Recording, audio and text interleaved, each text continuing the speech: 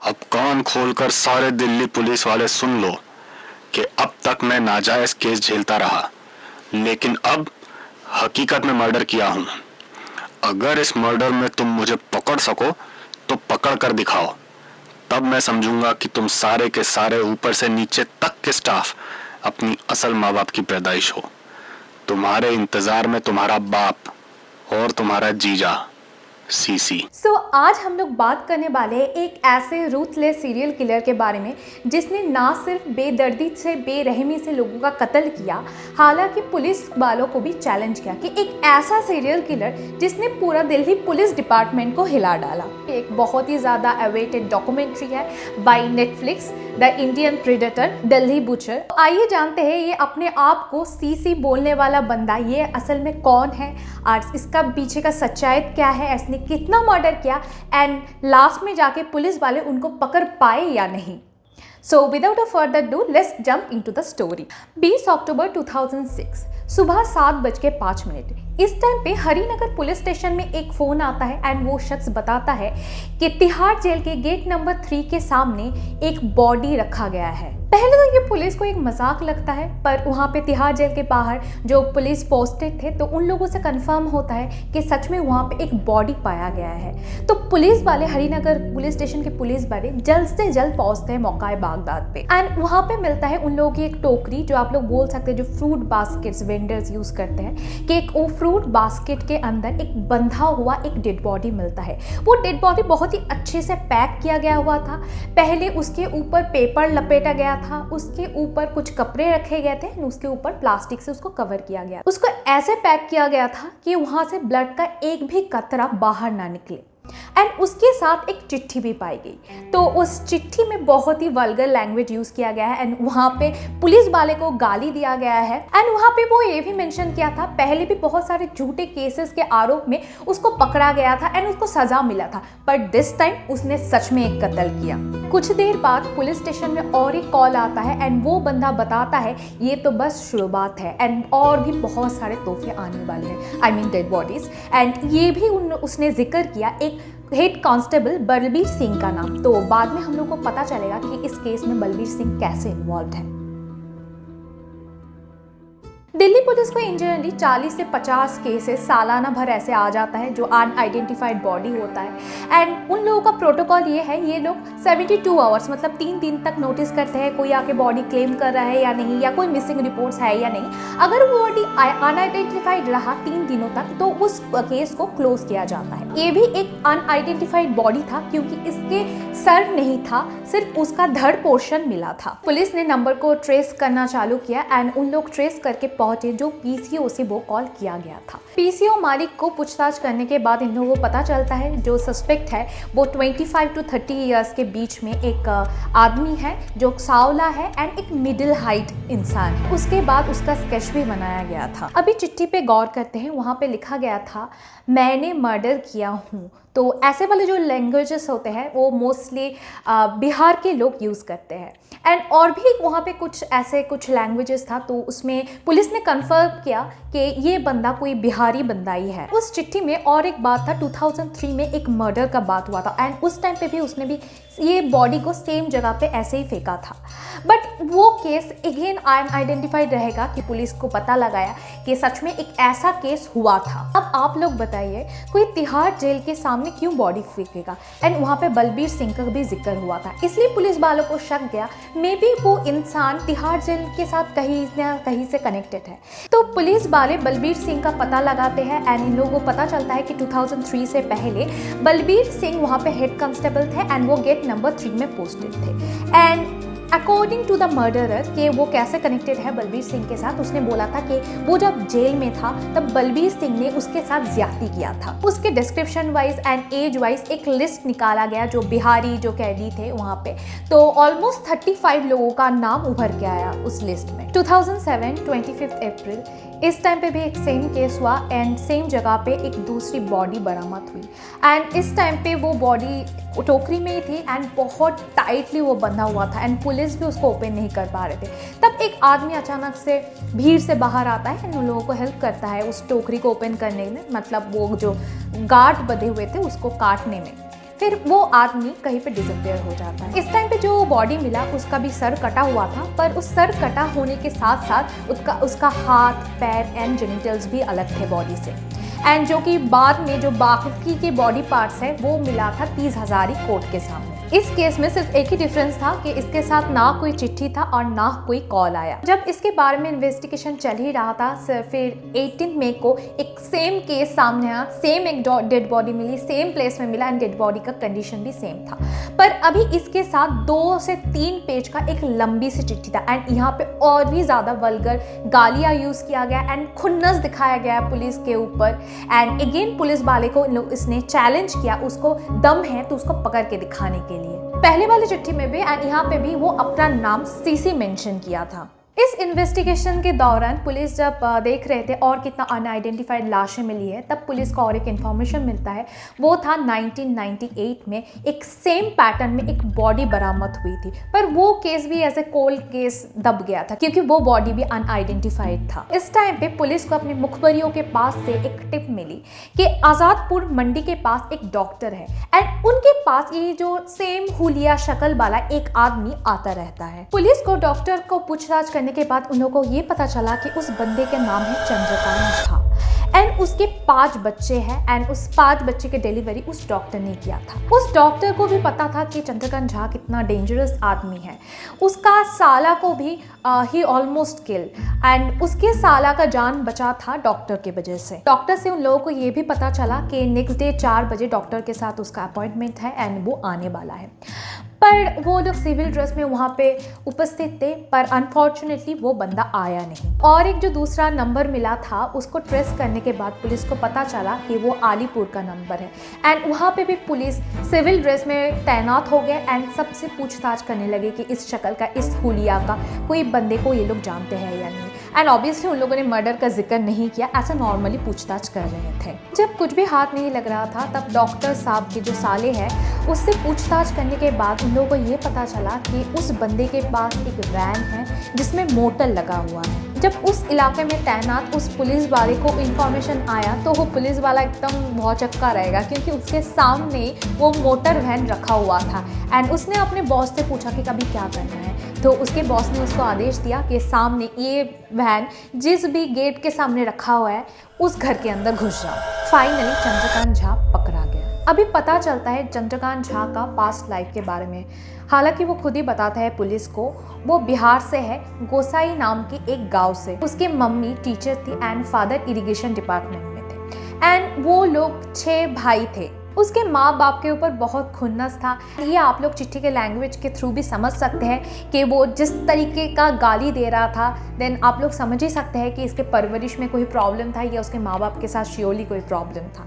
तो वो ऐसा सिचुएशन में गांव से दिल्ली आ गया। दिल्ली में आके वो आज़ादपुर सब्जी मंडी में बस गया क्योंकि वहाँ पे ऑलरेडी बहुत सारे बिहारी माइग्रेंट लेबर थे, उसके गाँव के लोग थे एंड वो भी वहाँ पे दिहाड़ी मजदूरी करने लगा। धीरे धीरे वो अपना सब्जी बेचने वाला बिजनेस भी स्टार्ट किया एंड उसका कंप्लेंट था कि वहाँ उस टाइम पे पुलिस वाले आके बहुत ज़्यादा तंग करते थे, ठेला लगाने नहीं देते थे, हफ्ता मांगते थे। इसी वजह से आप लोग बोल सकते कि पुलिस के ऊपर उसका बहुत ज़्यादा खुन्नस था, सिस्टम के ऊपर बहुत ही ज़्यादा खुन्नस था। एक बार मंडी में उसका झगड़ा हुआ था पंडित नाम के एक व्यक्ति के साथ जो इन लोगों का देखभाल करता था। आप लोग बोल सकते कि ऑलमोस्ट एक हेड टाइप का था। हफ्ता को लेके उन लोगों के साथ झड़प हो गई एंड उस टाइम पे उसका जो सब्जी काटने वाला नाइफ था वो लग के उसका हाथ में इंजरी हो गया था। उस वजह से बहुत खून भी निकल रहा था एंड पुलिस कंप्लेन हो गया था। इस टाइम पे ये पहली बार अरेस्ट हुआ था एंड जहाँ पे मैंने बोला था ना बलबीर सिंह की बात, तो ये उसने मेंशन किया कि उस टाइम पे उसकी बीवी भी वहाँ पे उपस्थित नहीं थी, फिर भी उसके बीवी को भी जेल में डाल दिया गया एंड इस टाइम पे बलबीर सिंह ने उसके साथ ज्यादती की। उसको सही से खाना नहीं मिलता था जेल में एंड उसके सारे कपड़े भी उतार दिए गए थे जेल मेट्स के सामने। सो ये चीज़ उसको बहुत ज़्यादा बुरा लगा। वो जेल से बाहर आने के टाइम पे वो उसने ठान लिया था कि वो पंडित को मार के रहेगा एंड जो कि 1998 में जो बॉडी मिला एक्चुअली वो बॉडी पंडित का ही था। उसने अपने बीबी बच्चे को अलीपुर में रखा था एंड अपने मर्डर करने के लिए, ये सब कारनामे करने के लिए हैदरपुर में एक कमरा किराए में लिया था। एंड यहाँ पे ये मोस्टली ये सब जिन लोगों को मर्डर किया है उन लोगों को बहला के फुसला के वो कमरे में लेके जाता था एंड उन लोगों को मार देता था। सारे विक्टिम्स को वो पहले हेल्प करता था, खिलाता पिलाता था एंड उसको नर्चर करता था एंड अपने भाई के जैसा ख्याल रखता था एंड उसके बाद कुछ ना कुछ छोटा गलती निकाल के मार देता था। चंद्रकांत से पता चला कि फर्स्ट जो बॉडी मिला था 2006 में वो था अनिल मंडल का। इसमें वो अनिल मंडल का गलती बताया कि उसका पैसा उड़ाता था एंड उसको मना करने के बावजूद भी उसके बेटी को लेके बाहर गया था। तो वो अपने रूम में अनिल मंडल को बुलाता है एंड उसका गला दबा के उसका खून कर देता है एंड देन बॉडी को पीसेस में कट करके तिहाड़ जेल के सामने फेंक आता है एंड उसका जो सर होता है वो यमुना रिवर में फेंक देता है। सेकेंड विक्टिम का नाम था उपेंद्र, जिसका बॉडी भी तिहाड़ जेल के सामने मिला था एंड पहले जैसे मैंने मेंशन किया था ना कि कोई बंदा आके वो बॉडी को अनपैकिंग में हेल्प किया था एंड गेस व्हाट कि कौन था वो बंदा। आप लोग कमेंट में लिखिए आप लोगों को क्या लगता है कि कौन था वो बंदा। तो यहाँ पे भी सेम पैटर्न वो फॉलो करता है। यहाँ पे भी जो पार्ट्स है वो जेल के सामने एंड 30 हज़ारी कोर्ट के सामने फेंक देता है एंड अगेन उसका जो सर था उसको यमुना रिवर में फेंक देता है। थर्ड विक्टिम का नाम था दिलीप एंड उसको भी सेम पैटर्न से खून किया गया था। पुलिस ने पहले ही सस्पेक्ट कर लिया था कि क्यों वो जेल के सामने बॉडीज डालता है, पर फिर भी जब उसको पूछा गया तुम ऐसा क्यों करते हो तब उसने मेंशन किया कि वो बलबीर की वजह से ही ऐसा कारनामा करता है। इंट्रोडक्शन के टाइम पे ये भी पता चला कि सीसी का मतलब क्या है, मतलब उसका नाम तो चंद्रकांत झा है, देन सीसी का मतलब क्या है। उसने बताया सीसी का मतलब है चंद्र ही चंद्र। मतलब आप लोग सोच सकते हैं, समझ सकते हैं कि ये बंदा मतलब अपने आप को कितना ज़्यादा सुपीरियर मानता था, अपने आप को सुपीरियर प्रूफ करने के लिए ऐसा खून कर रहा था। ऑब्वियसली वो खून तो कर ही रहा था बेदर्दी से, बेरहमी से एंड ऊपर से पुलिस वाले को ऐसा ही खुलेआम चैलेंज भी दे रहा था। आप लोग सोच रहे हैं कि अभी तक बस 4 ही मर्डर है, that's it. No, it's not that's it. वो जब फर्स्ट टाइम दिल्ली आया था उस टाइम पे एक गैंगस्टर के साथ उसका थोड़ा सा झड़प हो गया था एंड उस मोमेंट में उस गैंगस्टर ने उसके पेट में छोड़ा भोग दिया था। फॉर्चुनेटली और अनफॉर्चुनेटली तब जिंदा बच गया। उसके बाद थोड़ा सा ठीक होने के बाद चंद्रकांत ने फाइनली कैराटे सीखा एंड वो 3 लोग इन्वॉल्व थे इस चीज़ में एंड वो 3 लोगों को ढूंढ के निकाला एंड 3 लोगों को ऐसे बेरहमी से मौत के घाट उतार दिया। इसके लिए पुलिस को उसको सजा दिलाने के लिए कोई ठोस सबूत की जरूरत थी। इसके बाद पुलिस ने प्रूफ के लिए यमुना रिवर में ढूंढना स्टार्ट किया। उन लोगों को एक खोपड़ी मिलता है। फाइनली पुलिस हैदरपुर कॉलोनी के उस घर में पहुंचता है एंड वहाँ पे उन लोगों को जाके 3 चाकू मिलता है, एक फ़ोन मिलता है जो कि पिछले वाले विक्टिम का फ़ोन था एंड कुछ नंबर्स मिलता है। तो वो बताता है कि ये नंबर्स कुछ मतलब जो लोगों को मारा गया है एंड उसका कुछ कॉमन फ्रेंड्स का नंबर है एंड ब्लड के कुछ बूंदे भी मिलता है, आई मीन ड्राइड वन। तो वो सब चीज़ पुलिस कलेक्ट कर लेता है एंड उसका स्क्रैपिंग्स भी ले लेता है डीएनए टेस्ट के लिए। यहाँ तक सुन के आप लोगों को क्या लगता है कि एक लोअर क्लास लोग एक सिस्टम का विक्टिम हो गए हैं, दूसरे लोगों ने उसको टॉर्मेंट किया है, डिस्टर्ब किया है, सिस्टम ने उनको डिस्टर्ब किया है, इसीलिए एक दहशत भरा दरिंदे में तब्दील हो गया है। आप लोगों को क्या लगता है? मैं यहाँ पे कुछ क्राइम को सपोर्ट नहीं कर रही हूँ, पर अगर आप लोगों को ये लग रहा है तो सुनिए, एक गलतफहमी है, क्योंकि इसके बाद मैं जो आप लोगों को बताने जा रही हूँ तो इसके बाद आई गेस आप लोगों का कंसेप्ट पूरा चेंज हो जाएगा। ये बात है 1980 का। इस टाइम पे उसने अपने भाई के साथ मिलके अपना लाइफ का फर्स्ट मर्डर किया था। कपूरिया दास नाम का एक व्यक्ति का जो आपका क्लोथ मर्चेंट था, तो उसके साथ कुछ ज़मीन को लेके कुछ एक झड़प हो गया था। इसके बाद मुरली शाह नाम का और एक व्यक्ति का इसने हत्या कर दिया था। अब अभी आप लोग ये बोल सकते हैं कि उस टाइम पे पता नहीं कि इन लोगों ने पुलिस में कोई रिपोर्ट लिखा है या नहीं लिखा है, ऐसा कोई डेटा यहाँ पे मिला है नहीं। उसका और एक ऑब्सेशन था जो वो अपने विक्टिम्स का फ़ोटो कैमरास में कैद करके रखना पसंद करता था। मतलब विक्टिम को ऐसे हाथ बांध के, पैर बांध के, मुंह बांध के, and he wants to be the controlling. जो सब फोटोज पुलिस को बाद में मिला था। इतने सारे चीज़ों के बाद उसके ऊपर केस चला 8 मर्डर्स को लेके, पर सबूत नहीं था। इसकी वजह से वो कन्विक्टेड हुआ ओनली 3 मर्डर्स के केसेस में। 3 मर्डर्स के केसेस में कन्विक्ट होने के बाद उसको डेथ सेंटेंस का सज़ा सुनाया गया। वो बाद में जाके चेंज होकर लाइफ इम्प्रिजनमेंट में तब्दील हो गया। अभी आते हैं साइकोलॉजिकल फैक्ट में। तो आप लोगों को क्या लगता है क्यों एक आदमी इतना ब्रूटल हो जाता है, इतना बेरहमी से लोगों का कत्ल करता है? एक्चुअली फर्स्ट आप लोग बोल सकते हैं कि उसका जो परवरिश था वो सही नहीं था। अब जब उसके गांव वालों के साथ बात किया गया, उसके बचपन के दोस्तों के साथ बात किया गया, तो ये सब बात पता चला कि उसकी मम्मी थोड़ा सा ठीक नहीं थी, उसके पापा भी थोड़ा सा ठीक नहीं थे, एंड बच्चों को जितना अटेंशन देना चाहिए था उतना अटेंशन मिला नहीं। एंड आप लोगों को अगर आप ना उसका जो लेटर का जो वर्ड्स है, लैंग्वेज जो यूज़ किया है, वो अगर आप पढ़ेंगे तो आप लोगों को समझ में आएगा कि ही don't have any respect toward his parents. Obviously एक साइकोलॉजिकल इम्पैक्ट है। तो और एक चीज़, हम लोगों को पहले वाला स्टोरी का पार्ट सुन के ये लग रहा था कि थोड़ा बहुत के इसमें सिस्टम इन्वॉल्व है, सिस्टम की ज़्यादती की वजह से एंड लोगों का डिस्क्रिमिनेशन की वजह से मे बी ये मॉन्स्टर का जन्म हुआ है। पर उसके बाद हम लोगों का मिसकंसेप्शन थोड़ा सा दूर होता है जब हम लोगों को पता चलता है कि 1980 में उसने गाँव में एग्जैक्टली क्या किया था।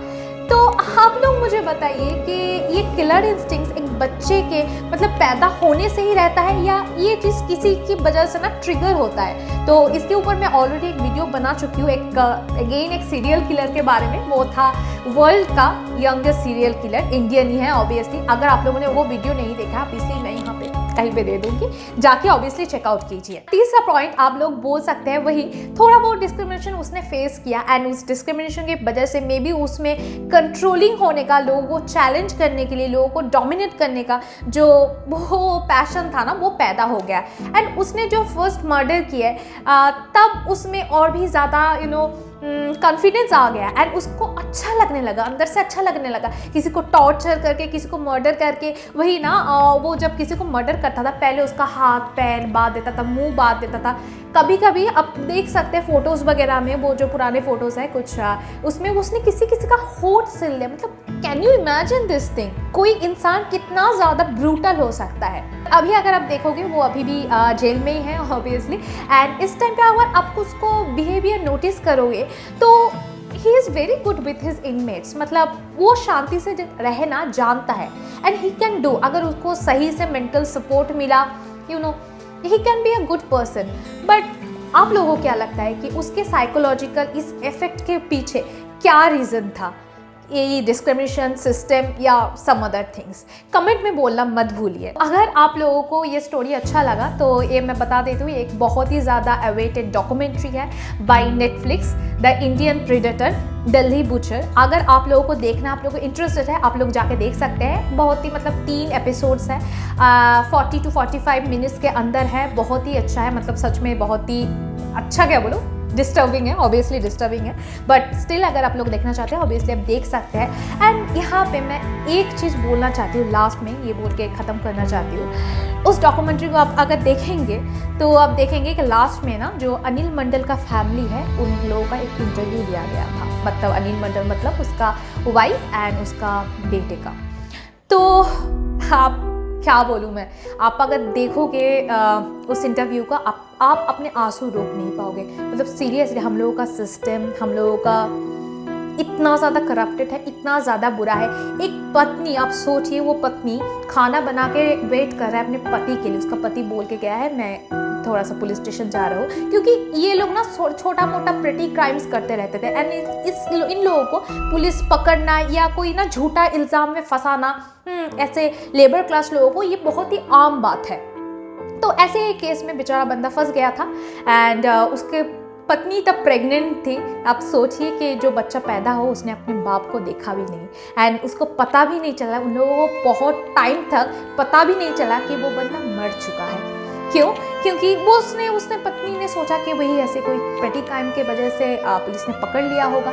एंड वो जब भी अपने बच्चे को लेके पुलिस स्टेशन जाता था तब पुलिस बोलता था नहीं आप वहाँ पे जाइए, उस थाने पे जाइए, उस थाने पे जाइए। एंड उन लोगों से अब सोच सके कि वो लोग 5 रुपये 10 रुपये ऐसे दिहाड़ी मजदूरी मिलता था उन लोगों को उस टाइम पे। एंड उस टाइम पे उन लोगों को पुलिस को पे करना पड़ता था 1000 rupees, 1500 rupees. And then police बोलता है वो कि ठीक है आप लोगों को मिलाते हैं। पर उन लोगों ने कभी ये चीज़ कबूल नहीं किया कि आपके हस्बैंड तो कस्टडी में है ही नहीं and we don't know where he is.